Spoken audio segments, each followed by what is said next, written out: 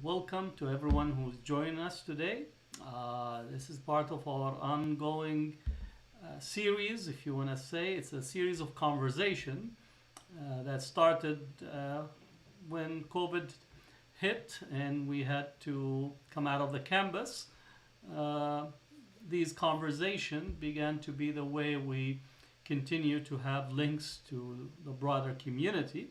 And also, some of us were unable to travel to conferences, to gatherings, to workshops.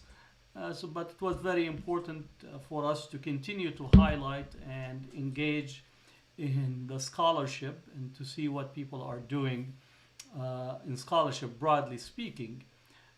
Today, really, for me, it's a pleasure, and I'm delighted to have not only an academic colleague, but a dear friend that has been part of the circle and the family of the Islamophobia work that have taken place in Berkeley. He's been with us for a number of years. And I'm really delighted to have the real hard book in my hand. That is from Professor Robert Bishara, who's a professor of psychology and humanities at Northern New Mexico College, USA, and the director of the Critical Psychology Certificate Program at the Global Center for Advanced Studies in Ireland, USA program.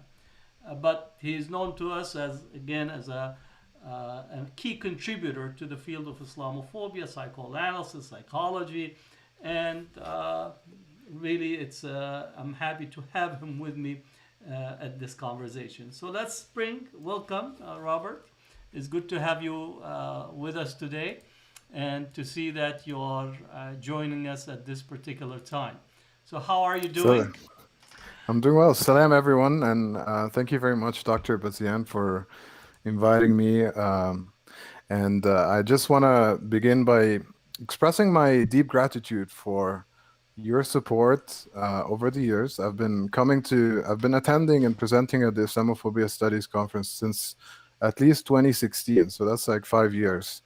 And I've been there 4 times.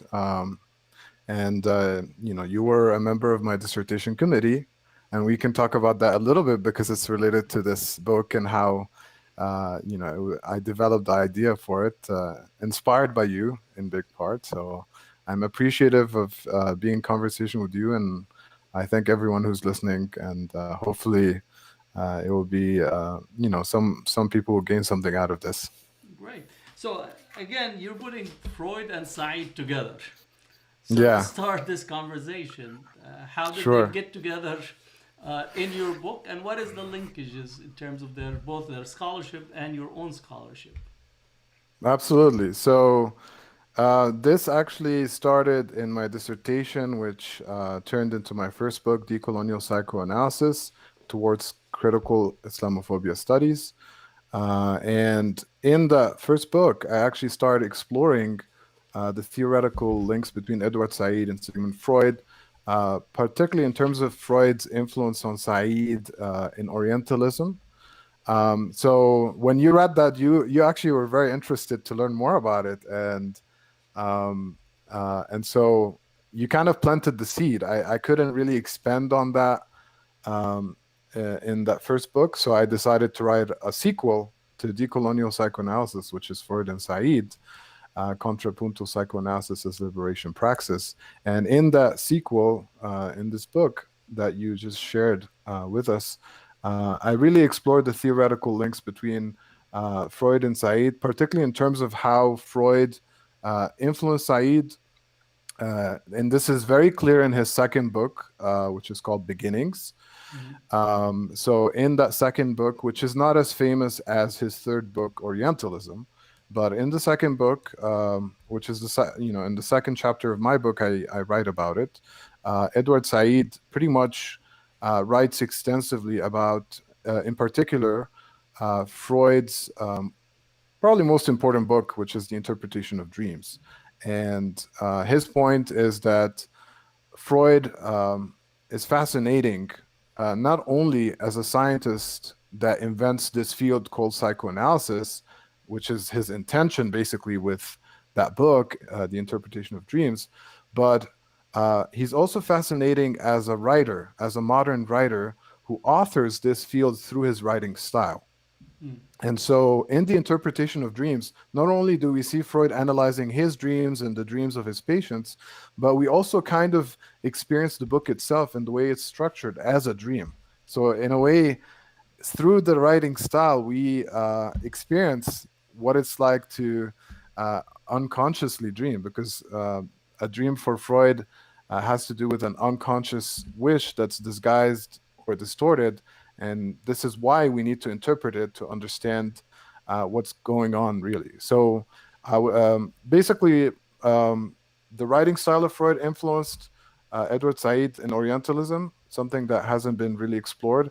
And then many ideas from psychoanalysis, in particular, Freud's distinction between latent dream thoughts and manifest dream content. So that language, you see it very clearly in Orientalism when Said talks about and writes about latent Orientalism versus manifest Orientalism. And you, in your own work, Dr. Bazian, of course, write about it in terms of Islamophobia. So I can talk more about that, but that's kind of the initial connection is going back to the second book, Beginnings. Well, maybe we could make the link, let's say, between Freud's work on Beginnings and then Edward Said in terms of Orientalism, and maybe lay the groundwork for, the subconscious in relations to Freud's, and then moving into latent Orientalism, and how we could Absolutely. stitch the scholarship, especially, and then I'm going to jump into the post-colonial part, but. Sure. Well, so for basically the theory for Freud is that when we dream, which is always, it's a great way to encounter the unconscious, basically, right? So it's not the only way, but it's one of the main ways in psychoanalysis. Another key way, of course, is free association in the clinic, where the patient basically speaks freely whatever is on their mind. And so the theory is that the latent dream thoughts are basically like words or signifiers in the unconscious of the person dreaming. And there's a process in the dream called dream work, which basically transforms those latent dream thoughts, or these words and signifiers that are unconscious, into manifest dream content, which for Freud basically are images. And so when someone talks about a dream that they had, they usually describe the dream in terms of images that they've experienced. So a psychoanalyst listening to this is interested not in the images, but actually in the words or signifiers that are behind the images or sustaining those images. And so that's the whole point of interpretation, is kind of to reverse the process of dream work and go back to that latent dream thoughts. So how does it work in terms of Orientalism? So we can think of Orientalism, which is basically how Europeans represent, write about, think about, quote unquote, the Orient, typically in stereotypical ways. So we can talk about the Orientalist work working like this dream work. So basically, we can think of Orientalism as a European dream or fantasy about the Orient, right? And ultimately, what Said is doing through textual criticism, right, as opposed to psychoanalysis in the clinic, is to not be distracted by the images produced by Orientalism, but to actually try to understand what are the key words or signifiers that those images imply. And this is basically what the analysis entails. So you can see that the method of dream interpretation influenced Said's method of textual criticism. But I claim in the book that Said represses Freud in Orientalism. And I say that because Freud is referenced in Orientalism exactly 3 times. And yet, his influence is quite visible, especially with that distinction between latent and manifest Orientalism. So I thought that was really odd, and I had to really think about that deeply and try to analyze why that is the case. And we can get into that if you want. But basically, I argue that Said returns to Freud by the end of his life, particularly in his last book, Freud and the Non-European, which Mm. was a talk that he gave at the Freud Museum in London. And that talk concerns Freud's last book, which is Moses and Monotheism. So it's very interesting. There's kind of a cycle. He kind of begins with him in beginnings, kind of uses his ideas but represses him in Orientalism, and then returns to him full scale at the end of his life. And of course, there are some similarities between the two figures because both of them are key figures in the 20th century that found very important fields, psychoanalysis, post-colonialism, but also both of them kind of lived in this exilic marginality, to use a term from Edward Said, right? And Mm. so, of course, Freud was a Jew that lived in an anti-Semitic Viennese milieu. Edward Said, of course, was living in exile in the US as a Palestinian. Both of them died from cancer, so another interesting connection. And so I think there's something in Freud that appeals to Said and also informs a little bit how he thinks about not only subjectivity but also politics. Mm. Well, maybe you should take us through the Freud psychoanalysis and built into Freud and the non-European, and then jumping into Mhm. Edward Said and see if you could make that bridge in your work. Yeah, so I think I think it has to do with the tension in Orientalism in terms of his use of Foucault, his reliance on Foucault. And of course, it's important to mention here the recent revelation about Foucault, being a pedophile, um, uh, who Not only slept him, but with, there's a number of other French, yeah, philosophers. And I think in here again, especially as they deal with the global South, with the Muslim subject, those issues in there are, have a long history to it. absolutely. But there's a recent revelation that he slept with Arab, Yeah, of course. Yeah. Tunisian children, and so it's quite disturbing. And I think it should definitely, it's something that we should stop and think about. But in any case, Said always had a kind of conflicted relationship with Foucault. So he liked his idea of discourse and discursive formation because it helped him understand Orientalism as a discourse. But he thought it was also kind of a limited way because for Foucault, the subject is just an effect of discourse. So basically, the subject is irrelevant in a sense for Foucault. And Said disagreed with this even in Orientalism. So he writes about that distinction. And so I think this is why psychoanalysis appeals to him because it provides us with a strong theory of subjectivity, particularly this question of the unconscious, right? And so that tension is there theoretically in Orientalism, and eventually over time he ends up abandoning, of course, Foucault by the 80s. And he famously said in an interview that Foucault was not only a theorist of power, he was also a scribe of power.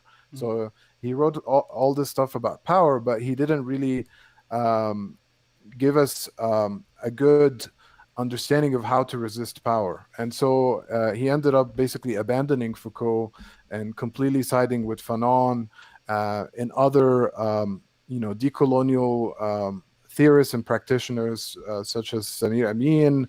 CLR James, Anwar Abdul Malik, and what have you. And so this is a key point. So he returns to Freud at the end of his career, particularly this late text from Freud, which concerns Moses, the founder of Judaism, and basically Freud argues, and of course this is somewhat of a controversial text, uh, but basically Freud argues that Moses was influenced by Akhenaten, Mm-hmm. who is considered the first founder of a monotheistic religion with this Atenism, or the worship of the sun not as an object but as a symbol of source of life. And so Freud argues that a lot of the principles from the ancient Egyptian religion were basically passed on into Judaism through Moses. And one of those principles is the principle of Maat, M-A-A-T, Mm-hmm. principle of truth and justice. And so basically, the paradox of Moses and monotheism for Said is that basically Moses was an Egyptian, and yet he is the founder of Judaism, right? So basically, Said argues that uh, this is interesting because here's the founder of Judaism being basically a non-Jew, right? An Egyptian. And so that's why he thinks about Freud being a non-European, and we can think about Said being a non-American, right? And so um, this question of how subjectivity could be founded in non-identity. And there's something liberating about that because for Said, politically speaking, um, he sees that there's a potential there in terms of not, uh, being identified in such a way with a certain identity without realizing that actually a lot of identities could be based in non-identities, and that's what makes them more complex when you trace them back to their origins, right? So that's something that for Said he thinks about in terms of the, of course, Israeli-Palestine conflict. This notion of the Egyptianness of Moses, right? Um, so so that's basically kind of a rough outline for those three body chapters: beginnings, Orientalism, and Freud and the non-European.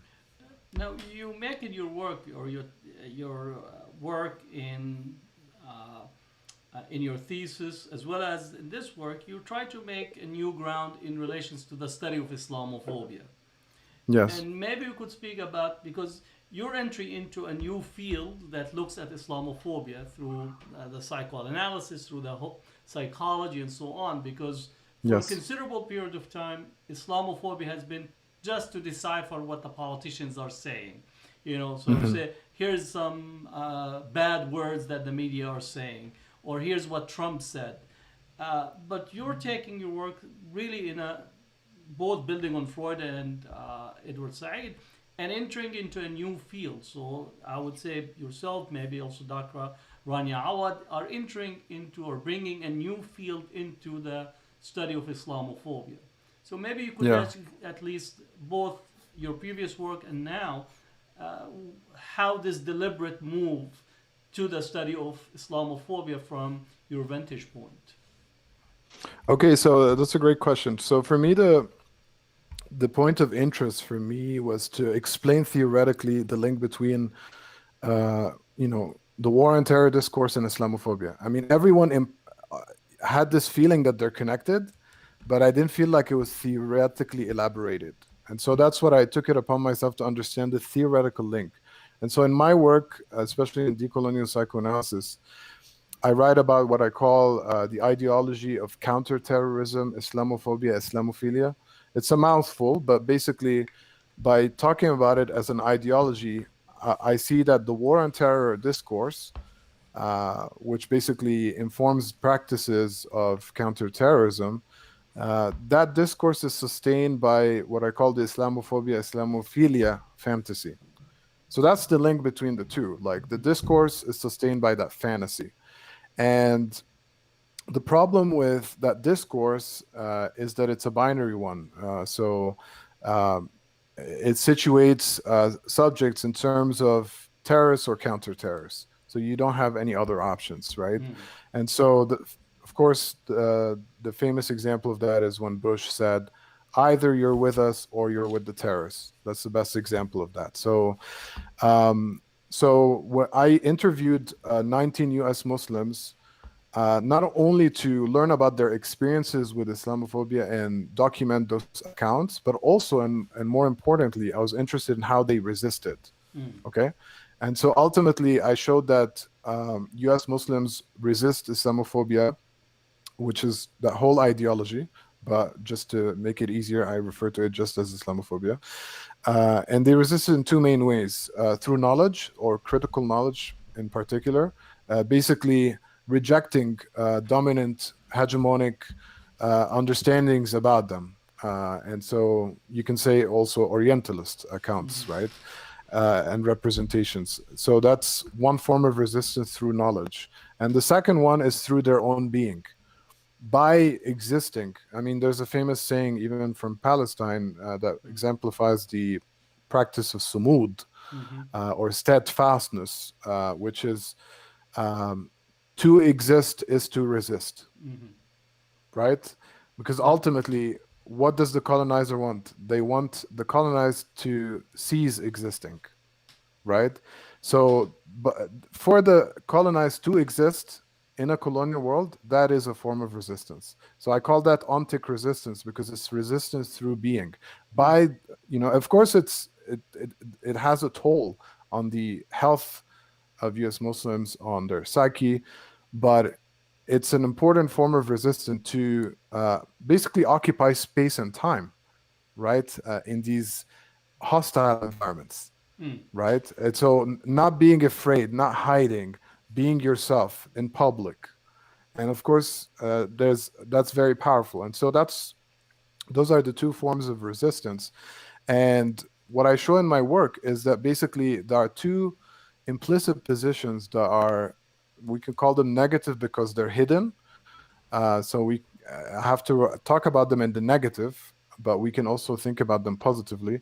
And those are being a not terrorist and being a not counter-terrorist, right? So you don't have to just be Terrorist either and a not terrorist terrorist. or, I think, yeah, you can be a not terrorist. So you're rejecting that identification, and you're also rejecting identifying with counterterrorism. So it's called not counterterrorism, right?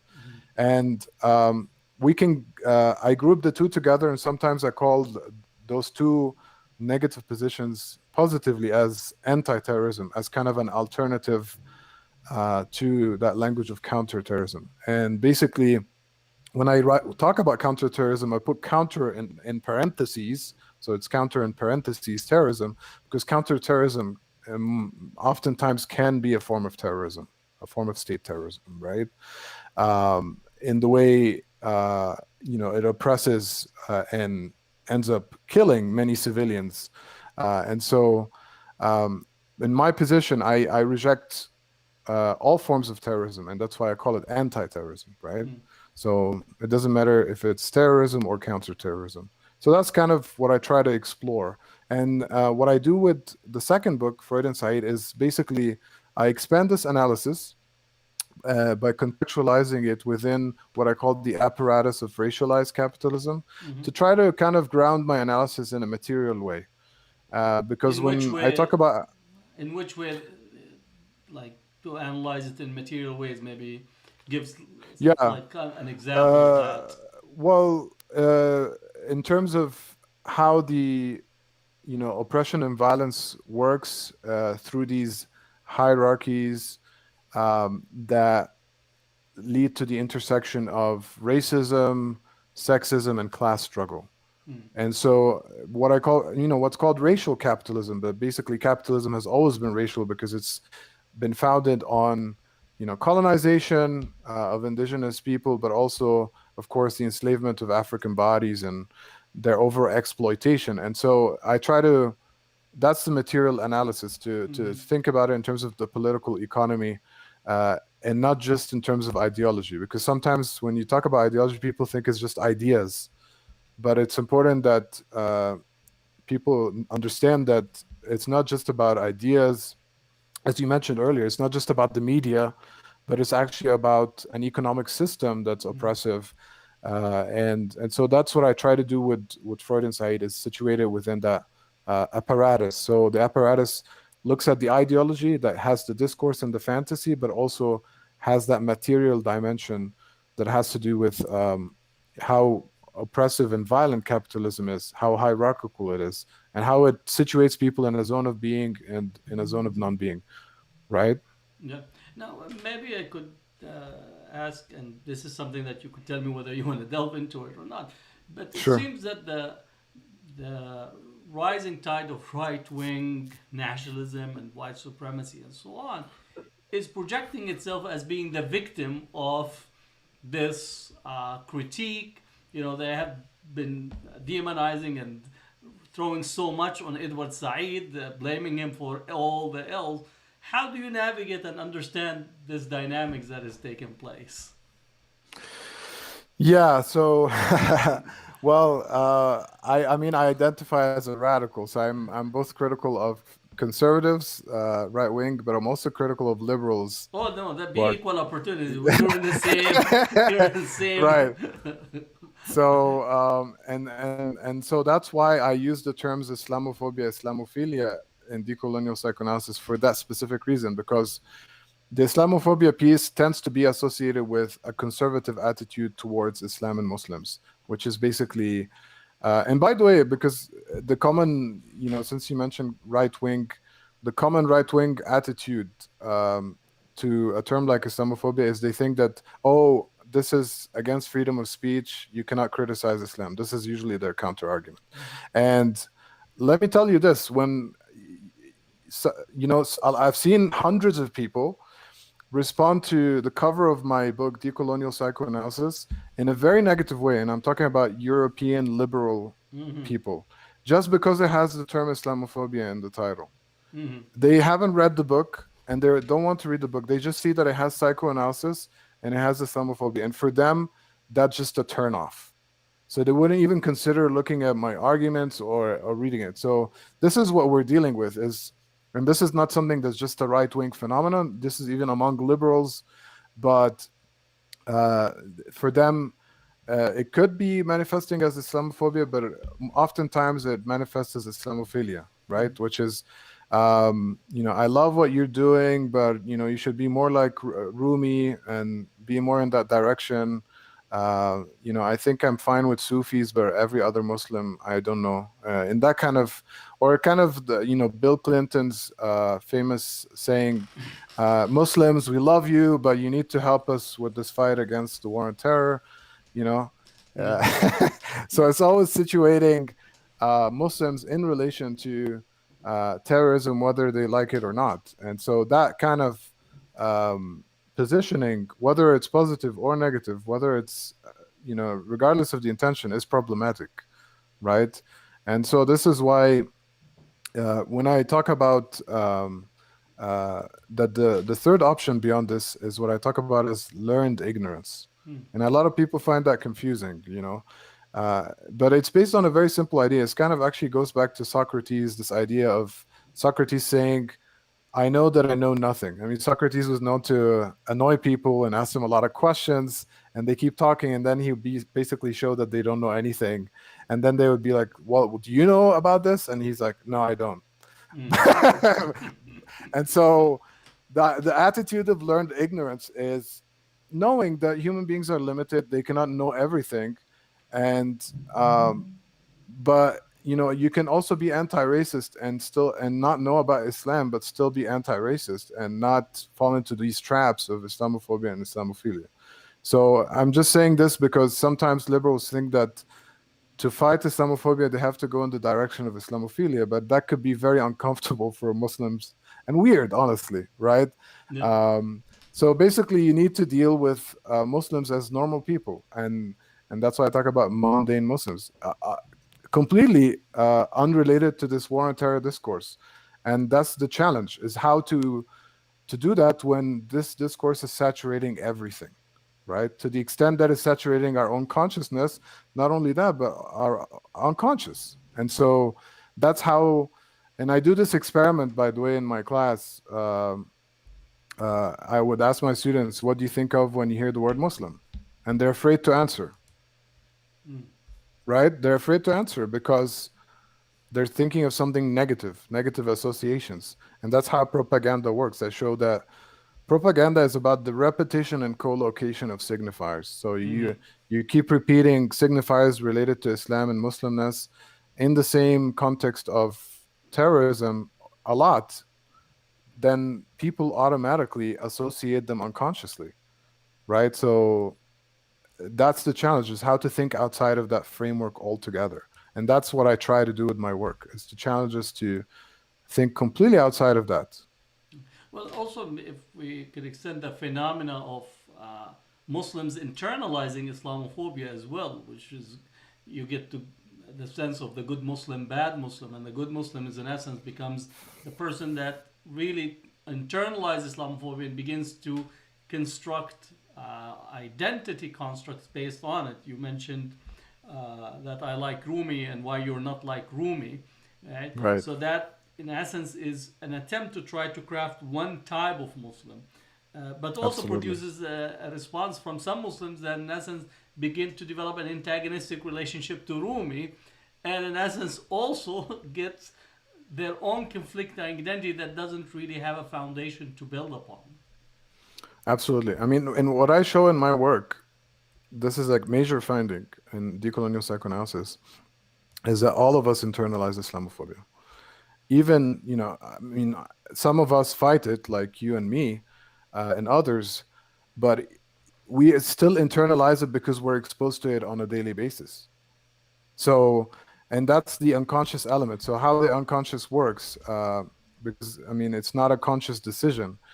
If you're being exposed to all these negative associations all the time, you internalize Islamophobia automatically.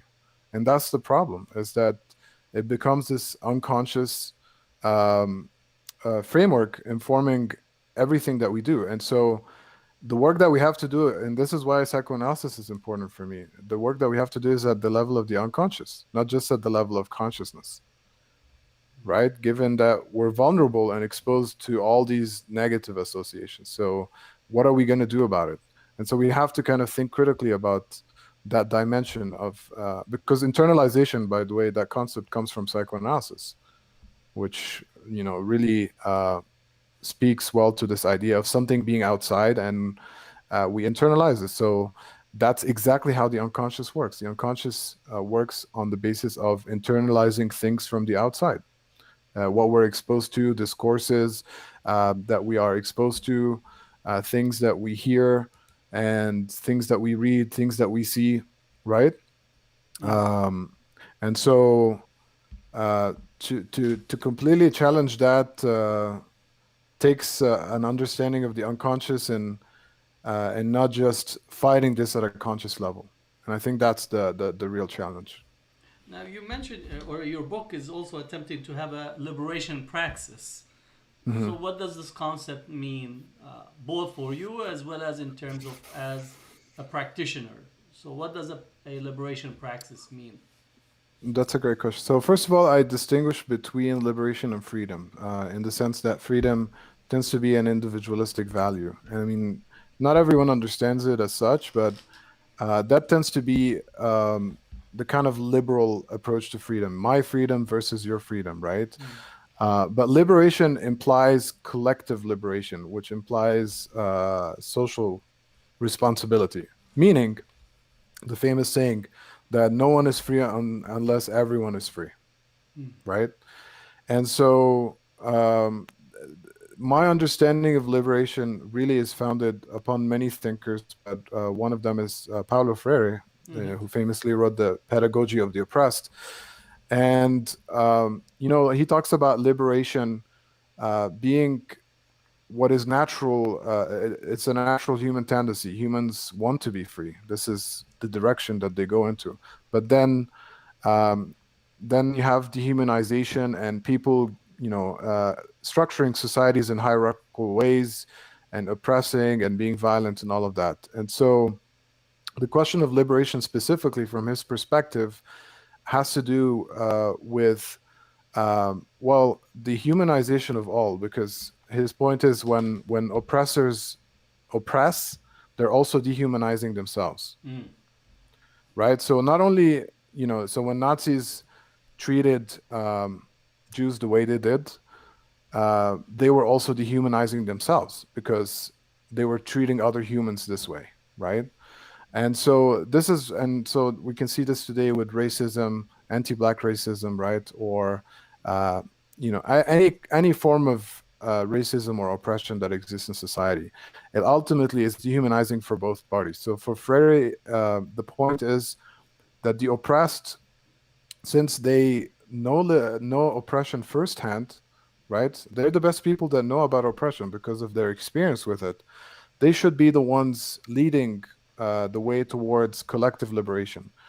But that means, because sometimes when people hear this, they think, especially people who are associated with colonizers or descendants of Mm. colonizers, they think that we're talking about the oppressed replacing the oppressors, Hmm. like a cycle. But that's not what Freire talks about. He talks about the oppressed leading the way toward collective liberation of all, including the oppressors, right?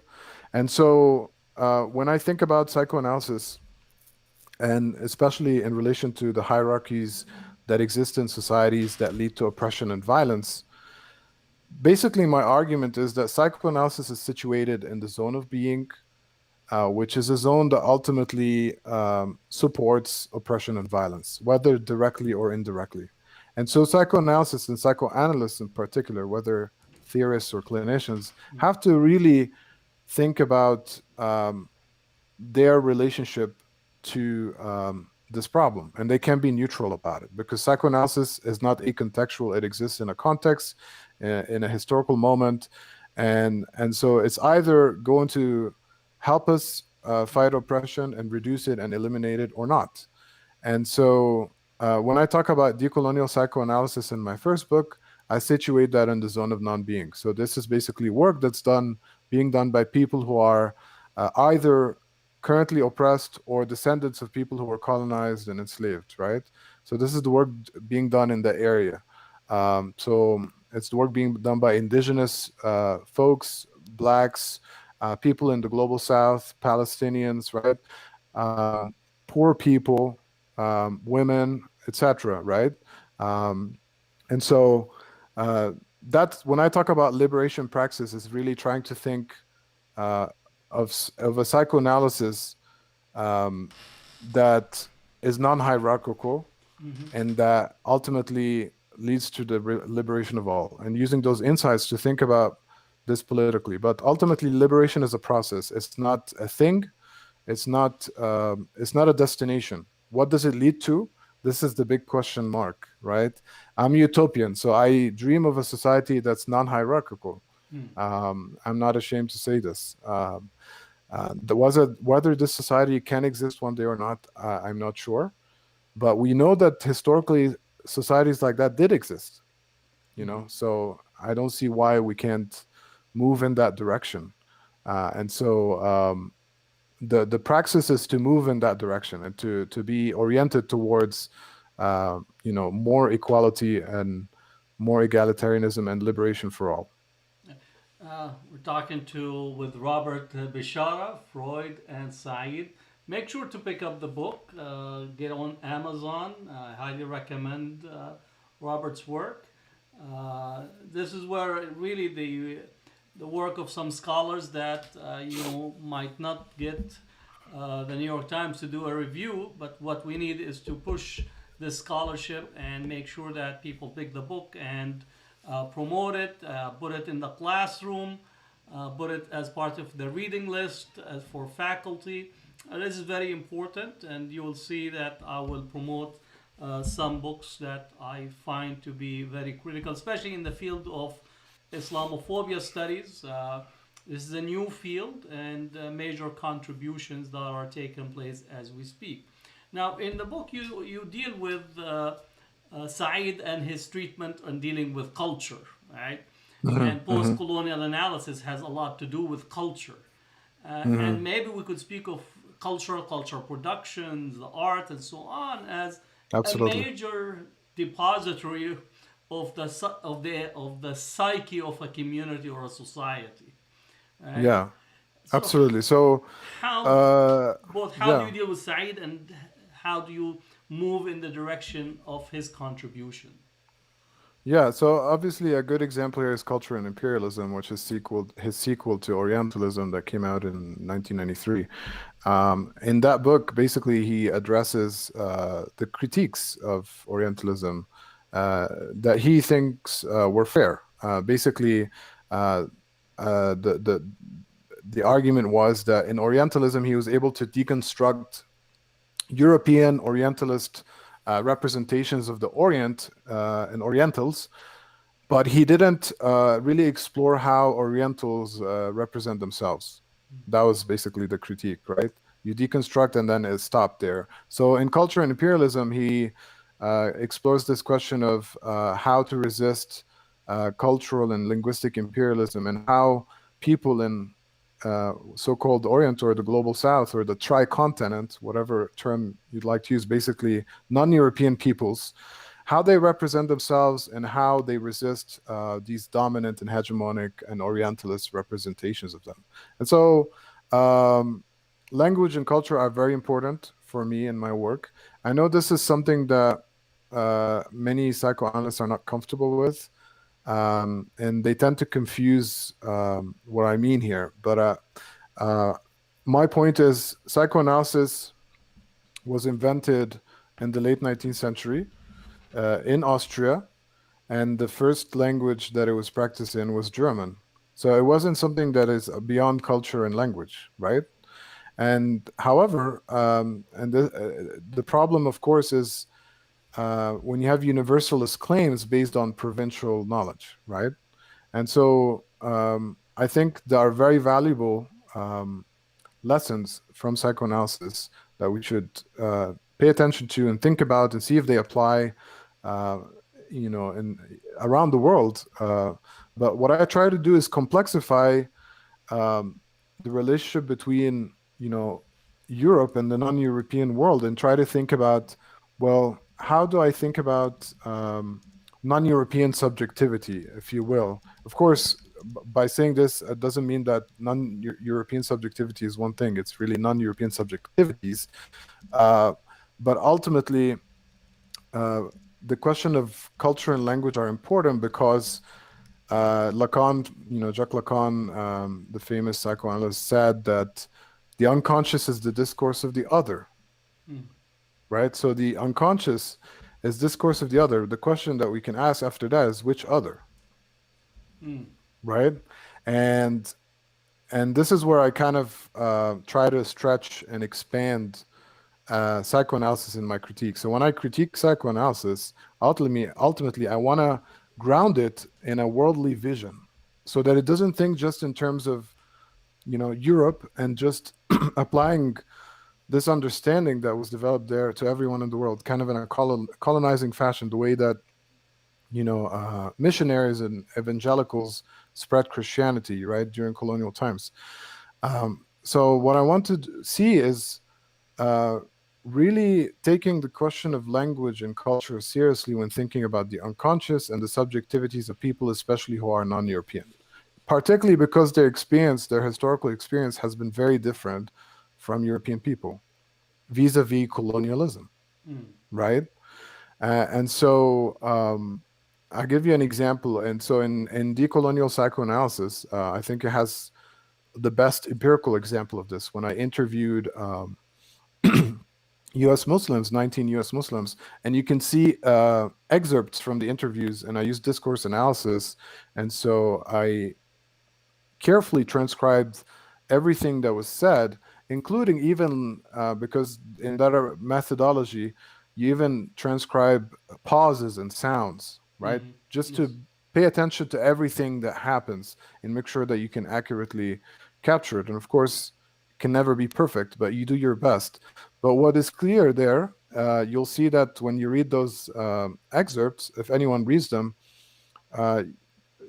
U.S. Muslims talk about a lot of things in English and in relation to U.S. culture, but then there's a switch to Arabic, especially in relation to Islam, and a switch to other cultures sometimes, right? And so there's kind of almost like a back and forth there, and so that shows me that there is not one other. There are at least two others at work here that inform two kind of logics, two ways of thinking, and that people who are hybrid or people, and that's basically the post-decolonial question in terms of hybrid subjectivities or exilic folks, right? People in the diaspora, right? Is that kind of, you can say it, code switching, right? That happens. And what's fascinating about it is that when they speak in English, they basically index the war and terror discourse and logic. And that's the internalized Islamophobia aspect. Because comes with that language and culture. It's embedded within it. But when they switch to like Arabic signifiers, there's a decolonial dimension that's there that has this liberatory potential. And so I try to document this and show it, and it's fascinating. So this question of culture and language is extremely important in terms of liberation, resistance, but also in terms of understanding these non-European, non-hegemonic subjectivity or subaltern subjectivities, right? Well, we're picking up on a considerable aspect of psychoanalysis on, and I'm just remembering or coming back into Fanon's work in the belly of French colonialism, and his analysis, his reading of the question of race and racism and the colonial subject in this one.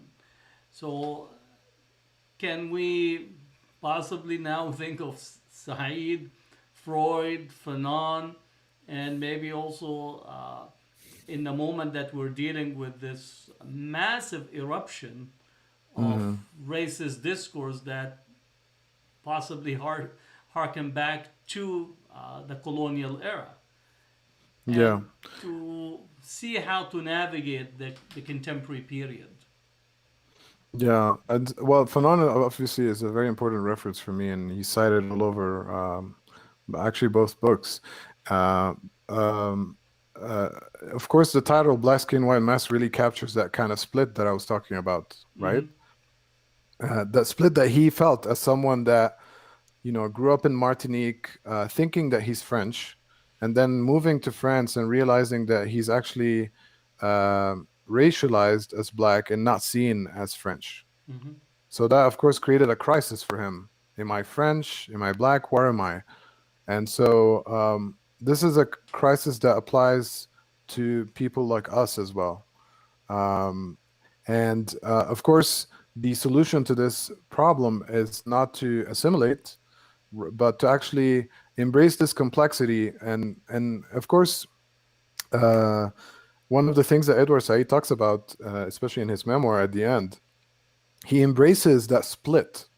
He embraces being between two positions, because while there is suffering in it, there's no question. So we shouldn't glorify it or romanticize it, but it allows us to be able to shift position and offer a kind of analysis that people that don't experience that cannot do.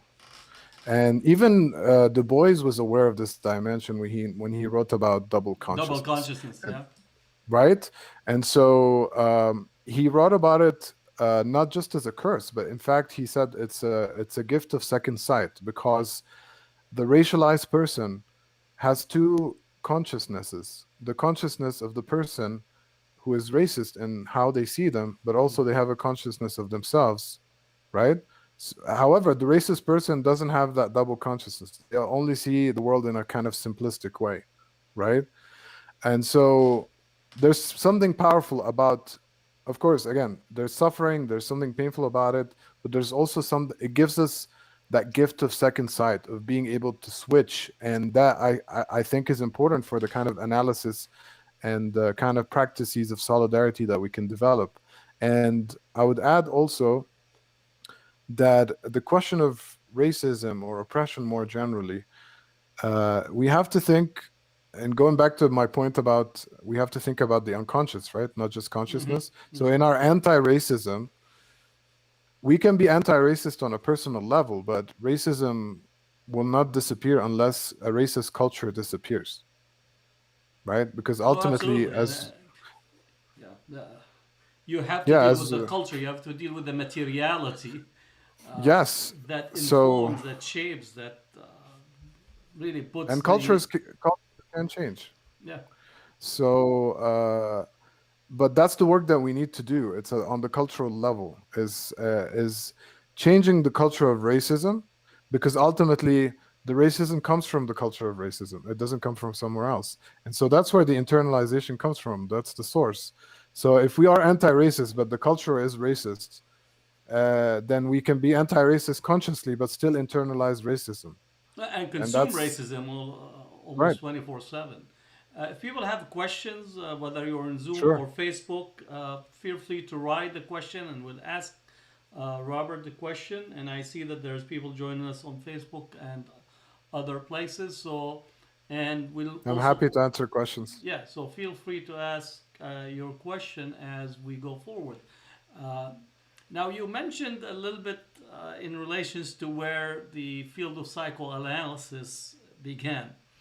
And I wanted to actually ask about the reception of your work Hmm. in the psychoanalysis field, but in general in the whole area of psychiatry. And this guy is a Yeah. predominantly a white field, not an Yeah. exception, because again, uh, the field of academia in general has not yet, it's actually one of in terms of the numbers and how it looks, tenured faculty and so on. So how's that as a challenge in terms of the reception of your Yeah. ideas, and where are the nods of possibly hopeful signs? Well, I mean, over the last few years, there have been a number of scholars doing similar pushback, exploring issues of racism or questions related to oppression and liberation. Well, first of all, the first group that tends to, I would say there's both reactions, to be fair. So there are people who support my work, who are psychoanalysts and who are psychoanalytic theorists, and some of them are big names, and so there's that dimension. But there are many people also that feel uncomfortable about this kind of critique, Mm. and but what I see, and this is what I hope will change, is because a lot of times, remember I mentioned that on social media, people reacting to the cover of my book and just seeing the signifier Islam, and they have Mm-hmm. negative association, and they don't want to even engage with the book based on that. So I mean, that's the problem. Is that's the kind of struggle that I see, is people that have a negative reaction that's immediate, like a gut reaction. For example, let's say seeing Saeed's name and they don't want to engage, um, and so they just give up or dismiss. So those people, I just tell them, please at least try to engage with the book, read it, go through it. If you disagree with me, tell me why, but don't be dismissive without reading it. The least Mm-hmm. you can do is try to read it. So the people that have read it or listen to me talking about it tend to enjoy it. So this is um, this is basically the situation. Yeah. We have a question from Muhammad Khan. He says, how do you recommend psychiatrists start studying Introduction to Decolonial Psychoanalysis and use it in their praxis? Or I think maybe in their practice or in their praxis. Okay. So I mean, when I think about this question of decolonial psychoanalysis, the first key point is we need to see more people in the psi fields, so psychiatry, psychology, psychoanalysis, who are indigenous, who are black, who are from the global south. So basically, we need, instead of having, let's say, a typical white male Christian psychoanalyst or psychiatrist or psychologist, um, work with someone um, that is indigenous or black or from Latin America or from Africa or from Asia, um, whose first language is not English, whose religion may not be Christianity, who may not be seen as white, who may be poor, what have you, right? And so it's important that we have more people in the field, in those fields, who come from these subaltern cultures. And so, as someone from Egypt, I'm doing my part, but there's not one person that can do everything. And actually, I'm looking into training, because my background is research and teaching and theory, but I'm actually not a clinician. But I'm actually planning to train as a clinician, in particular to work with subjects and analysans or patients whose primary language is Arabic, Hmm. because that's very important when you do this kind of work, that you speak the language. You don't necessarily have to be from the same culture. That could help, but it's important that you know the same language, because they might be speaking English and then an Arabic word, is in between what they're saying, right? And if someone doesn't know Arabic, they're gonna miss that, and that could be a very important clue, right? And so this question of language again is very important, and it's related to that decolonial move. So basically, uh, we just need more people that speak different languages that come from these different parts of the world to study and train in those fields, so they can work with people from their cultures or people that speak their language. And I think that's the direction that I hope to see. We have another question from El Castro, last name. I don't know what that first name is, but he said, how would you view non Western societies internalizing Orientalist attitudes toward Muslims, i.e., using anti terrorist propaganda and oppressive policies? Okay, the whole phenomena that in non Western societies, the same uh, internalized discourse of seeing Muslims as part of this terrorist enterprise. Sure. Well, you actually contributed a chapter in a book on Islamophobia in Muslim majority countries. So I think that just confirms my thesis that internalized Islamophobia is just global. Mm-hmm. It doesn't matter if a person is Muslim or not, or if it's a Muslim majority society or not. Islamophobia is just the dominant framework around the world. It's something that everyone around the world is exposed to on a daily basis. And so everyone is internalizing it. Um, and so that's something, we obviously have to work on and resist in all these different contexts. And these different contexts have their specific conditions and all of that. So we have to kind of understand that the internalized Islamophobia is kind of universal, and then look at every context and see, well, how does it manifest in this specific context, and what can we do about it? In some cases, honestly, it's really difficult, as we know, um, without mentioning names. Some Muslim majority countries, uh, we know how, the treatment of certain um Muslims with political affiliations, what happens to them, right? Um, so there's a criminalization of political Islam in general in many Muslim majority society. And yet, when we look at Europe, I mean, you look at Germany, for example, you have, what is the dominant party? Christian Democratic Party. I mean, they're not shy to include the word Christian in the name of the party. But if you do that in a Muslim majority country, then it's a big problem. Isn't that interesting? Well, that's the whole discourse of who sets the, who sets the rules and what is acceptable and what is not. And in here, you're touching on an issue right now in Europe where political Islam is supposedly under an extreme type of response from the state. You're talking about Yes. France using a Yes. whole slew of policies that, on the one hand, you could actually bring in back anti-terrorism or counter-terrorism measures to the individual's level, regulating Muslim bodies, Muslim space, making sure that Muslims are, in essence, are used as a targeted community. And similarly, some of Absolutely. our colleagues in Austria, the case of, Of I course. think, Farid Hafiz is Farid Hafiz, yeah. very, very problematic. So, Yeah, and that's why in my work, I talk about, I mean, there's racialization, so racism, uh, based on racialization, or perceiving the others through the lens of race as inferior, right? Not mhm. just as a different race, but as inferior. But there's also what I call politicization, which is very much applies in the case of uh, the criminalization of Muslimness, especially the public expression of it, right?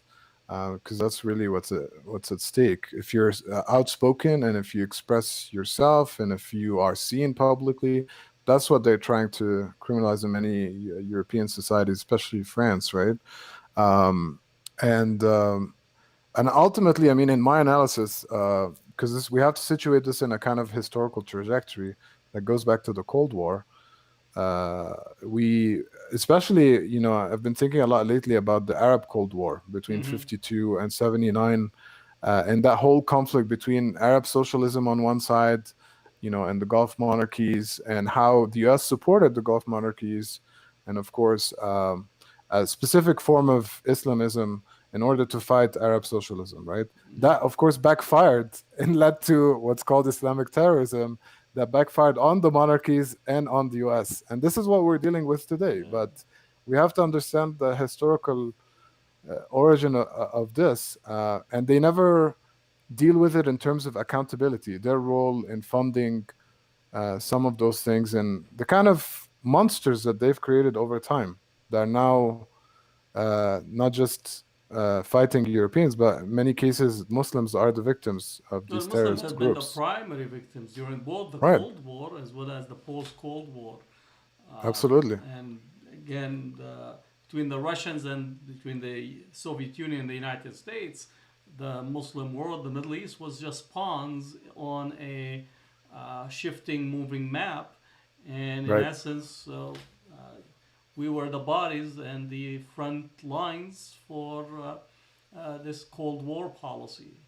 And you And have the famous picture of Reagan sitting with Mujahideen and calling them freedom fighters. And basically, he compared them to the founding fathers of the United States because he was saying that they're fighting the Soviet Union and they're going to build a new country like the US in Afghanistan. I mean, that was the language. Like we're acting as if we're amnesic.